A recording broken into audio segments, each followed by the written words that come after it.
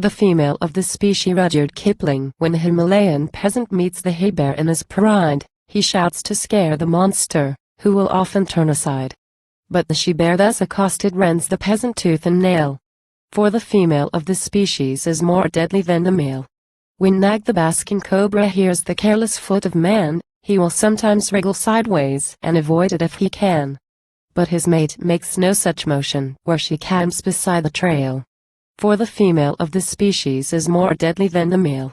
When the early Jesuit fathers preached to Hurons and Choctaws, they prayed to be delivered from the vengeance of the squaws. 'Twas the women, not the warriors, turned those stark enthusiasts pale.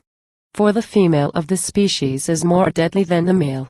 Man's timid heart is bursting with the things he must not say, for the woman that God gave him isn't his to give away.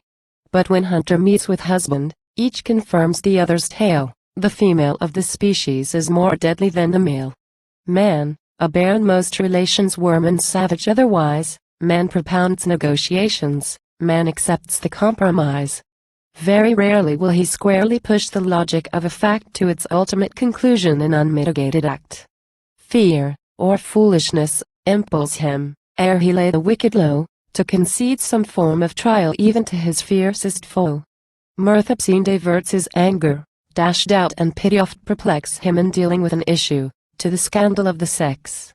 But the woman that God gave him, every fiber of her frame proves her launched for one sole issue, armed and engined for the same. And to serve that single issue, lest the generations fail, the female of the species must be deadlier than the male. She who faces death by torture for each life beneath her breast may not deal in doubt or pity, must not swerve for fact or jest. These be purely male diversions, not in these her honor dwells. She the other law we live by, is that law and nothing else. She can bring no more to living than the powers that make her great as the mother of the infant and the mistress of the mate.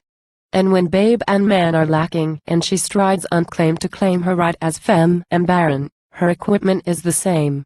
She is wedded to convictions, in default of grosser ties. Her contentions are her children, heaven help him who denies. He will meet no suave discussion, but the instant, white-hot, wild, wakened female of the species warring as for spouse and child.